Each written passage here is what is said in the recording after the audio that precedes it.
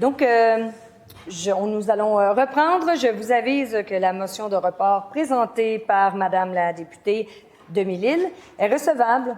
Donc, en vertu de l'article 240 du règlement, cette motion fait l'objet d'un débat restreint de 2 heures. Je vous informe que la répartition du temps de parole pour ce débat restreint s'effectuera comme suit. 49 minutes 30 secondes sont allouées au groupe parlementaire formant l'opposition officielle. 27 minutes sont allouées au groupe parlementaire formant l'opposition.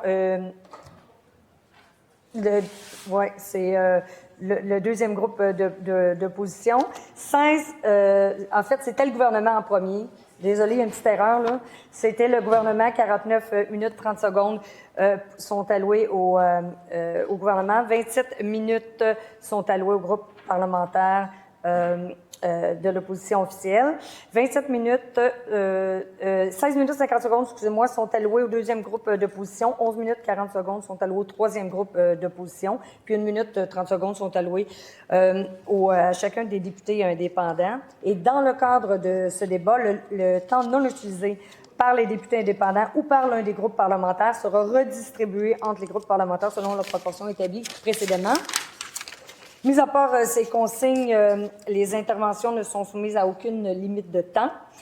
En fait, je rappelle aux députés indépendants que s'ils souhaitent intervenir au cours de ce débat, ils ont 10 minutes pour en aviser la présidence à partir de maintenant. Donc, je cède la parole à Monsieur le leader adjoint du gouvernement. Merci beaucoup, Madame la Présidente. Donc, aujourd'hui, je vais vous parler évidemment de l'importance d'adopter maintenant le principe du projet de loi 1, la loi constitutionnelle de 2025 sur le Québec et, bien sûr, à terme, à faire l'adoption finale à la suite du processus complet que nous aurons évidemment l'opportunité de faire dans les prochains jours, prochaines semaines, plutôt que de remettre cette décision à plus tard. Et donc, depuis sa fondation, Madame la Présidente, le Québec évolue sans constitution écrite qui rassemble explicitement les principes qui nous définissent, notre identité, notre langue, nos valeurs, notre démocratie, nos institutions. Bien que le projet soit soulevé depuis l'époque des Patriotes et qu'il ait été tenté à plusieurs reprises, il n'a jamais été réalisé. Nous avons l'occasion historique de corriger cette anomalie aujourd'hui même et dans les jours et semaines qui suivent, rassembler ce qui nous définit comme nation en une seule loi fondamentale, Madame la Présidente, une constitution qui se veut le miroir et évidemment le bouclier de la nation québécoise. Ce texte est la pierre angulaire de notre devenir collectif. Il donne à la nation québécoise une base juridique claire, solide et protectrice pour aujourd'hui et pour demain.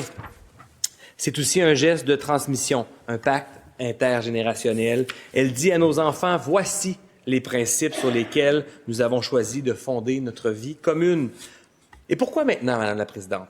Parce que le Québec ne peut plus se permettre l'incertitude constitutionnelle et qu'il doit occuper, évidemment, tout l'espace constitutionnel qui lui revient. Dans un contexte mondial instable, il est crucial d'agir pour se définir avant que d'autres ne le fassent pour nous.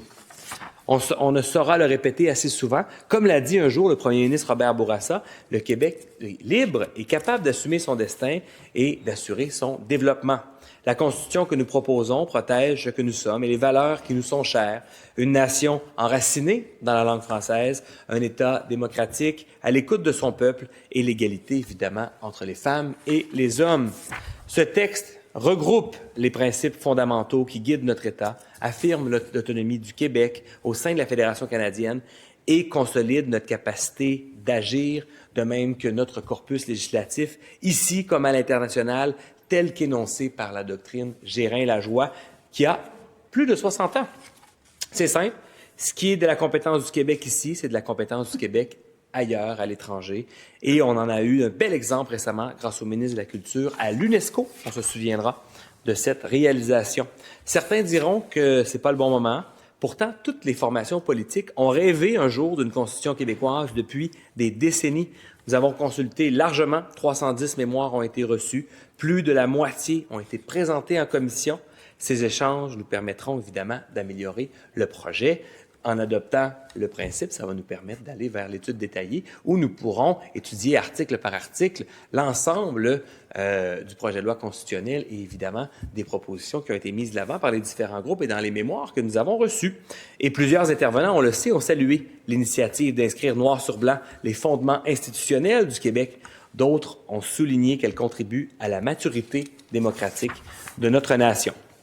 Et donc, évidemment, des ajustements ont été proposés, ils sont constructifs, et le gouvernement a démontré son ouverture. Le ministre de la Justice a démontré sa grande ouverture. Mais le cœur du projet demeure doter le Québec d'une loi fondamentale qui protège nos droits et notre identité, renforce nos institutions, Madame la Présidente, et rassemble notre population autour de valeurs communes. C'est un geste de responsabilité envers les Québécois d'aujourd'hui, mais surtout envers les générations futures.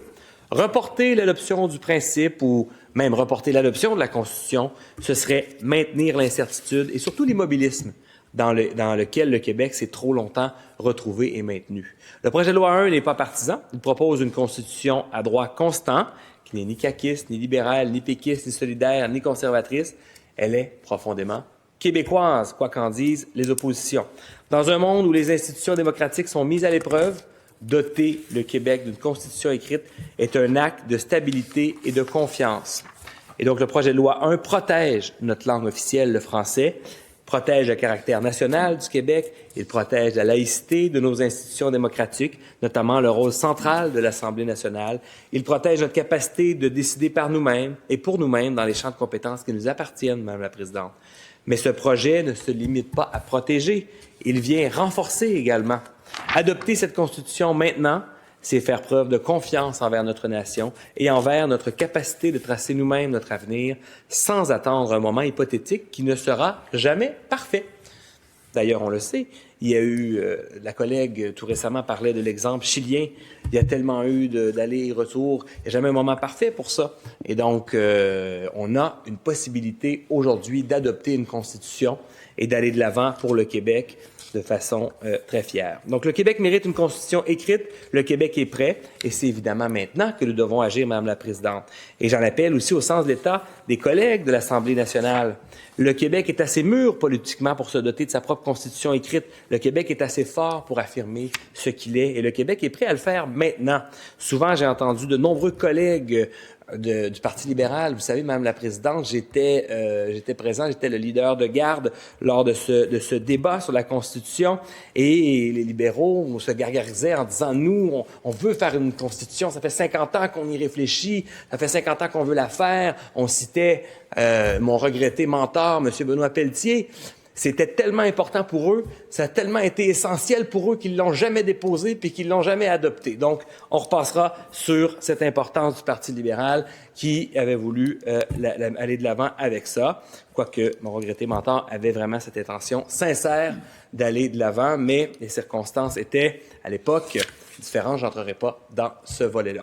Cela étant, protéger, renforcer, rassembler, voilà pourquoi nous devons adopter le projet de loi 1 et voilà pourquoi nous devons le faire sans tarder, Madame la Présidente. Donc, merci beaucoup.